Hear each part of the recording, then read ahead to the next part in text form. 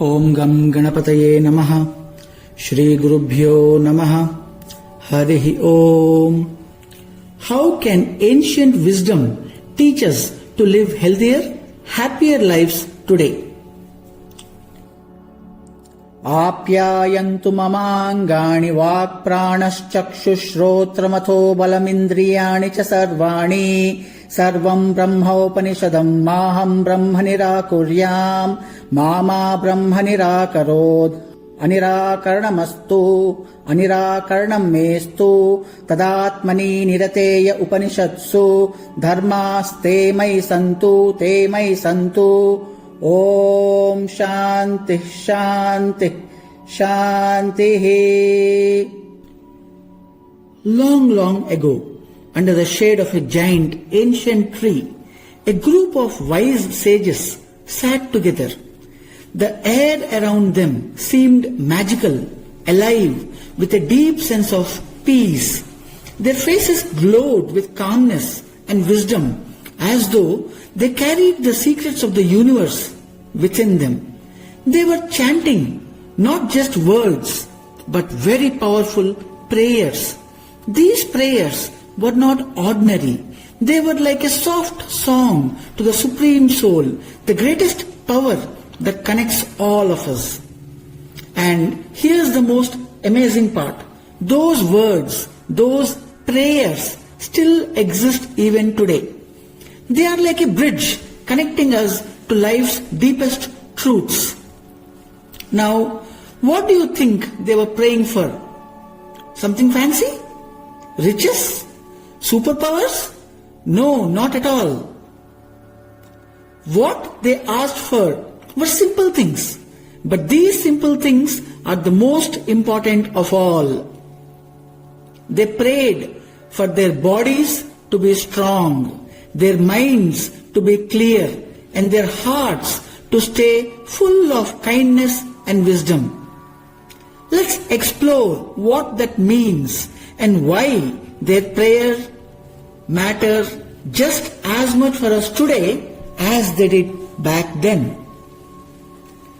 Now, imagine trying to climb your favorite tree, but your legs feel too weak to hold you up. Or imagine you are holding a pencil, but your hands are too tired to write. Frustrating, right? So that's why these sages started their prayers with something simple but crucial. They asked for healthy and strong bodies. They prayed for their eyes to see clearly, their hands to work smoothly, their legs to carry them wherever they needed to go, and their voices to remain powerful so they could share their thoughts and connect with others.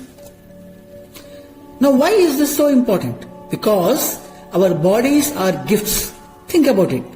Without a healthy body, how can you play? How can you learn? How can you even dream? The sages knew this. They understood that if we want to live joyfully and chase our dreams, we must first take care of the body that carries us through life. So, they prayed for good health, not just for themselves, but for everyone. And you know what's the cool part? You can do this too. You do not need to sit under a big tree or chant long prayers. Just pause for a moment each day and say, "Thank you for my strong body and please help me take care of it." When you do this, you remind yourself how lucky you are to have a body that lets you run, jump, play and create. Now there's something else that makes life even more magical. Our senses.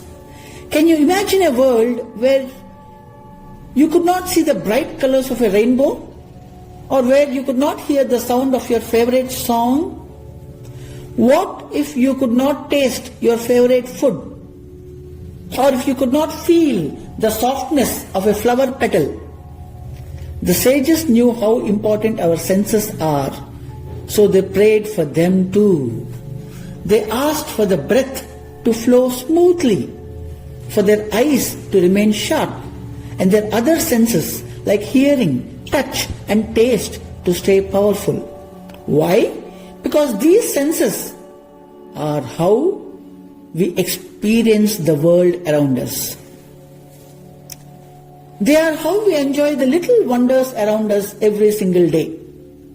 And when all our senses work together, life feels like a beautiful adventure. Now here's a fun idea.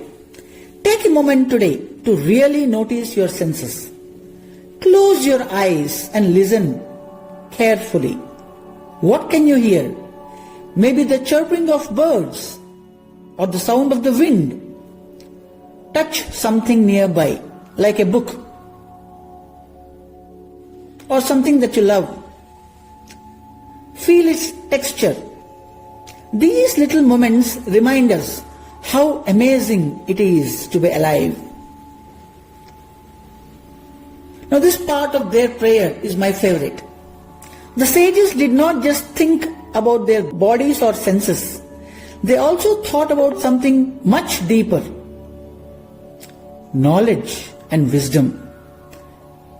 You see, they had something called the Upanishads. These are ancient stories filled with lessons about life, love and the universe. The sages believed that knowledge was not just something for your brain, it was something for your heart and your soul too. But here's the catch. They didn't want to just know these lessons, they wanted to live them. It's like when you watch a superhero movie. You don't just enjoy the story. You start imagining yourself as the hero, being brave, kind and strong. That's how the sages felt about the wisdom in the Upanishads. They wanted those lessons to become a part of who they were, guiding them in everything they did. What about you? Is there a story or a lesson that inspires you? Maybe it's something that you read about in a book. You can try this. The next time you learn something meaningful, think about how you can use it in your life. That's how knowledge turns into wisdom. Now, these sages' prayers, they were not just thinking about themselves, they thought about everyone. They prayed for a bond that could never be broken, a connection so strong that no matter what happened, no matter how far apart people were or how tough life got, they would always stay united. This bond was not just with their friends and family, it was with the entire universe. Imagine feeling like you are a part of something much bigger, something that ties all of us together. That's what they prayed for. And guess what? You can feel this connection too. Think about the people you love, your family, your friends, even your pets. Now think about how we are all connected by the same sky, the same earth, and the same air that we breathe. Isn't it amazing? When you remember this connection, you'll feel less alone, even on the toughest days. Life is not always easy. Some days feel like sunshine, but others can feel like storms. The sages knew this too.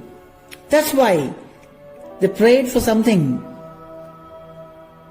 like the pains to go away. These pains represent the struggles we face in life, sometimes in our bodies, sometimes in our minds, and sometimes from the world around us. The sages asked the Supreme Soul to calm these pains so everyone could live peacefully. It's like asking for the rain to stop after a long storm so the sun can shine again.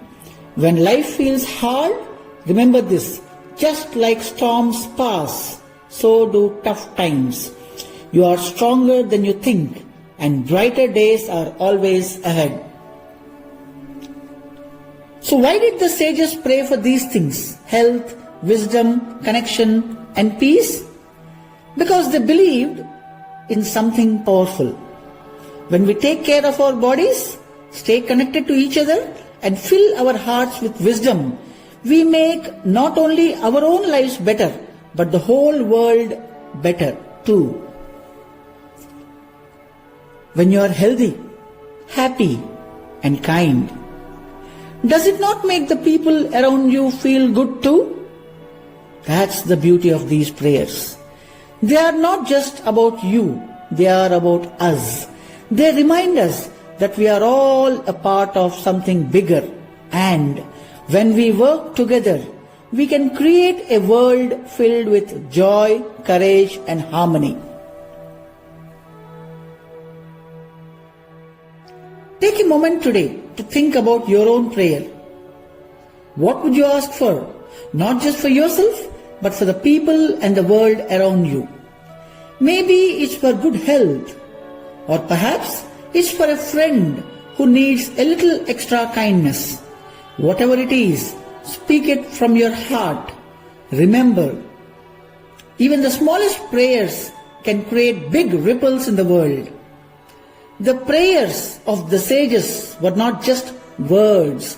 They were wishes for a life filled with strength, kindness, and connection. These prayers are for all of us. They are still alive even today, waiting for you to make them your own. So the next time you see a tree swaying in the wind, or hear the birds singing in the morning, remember the sages, remember their prayers, and know that you are already a part of something truly magical. Until next time, keep your curious mind buzzing and your beautiful heart open.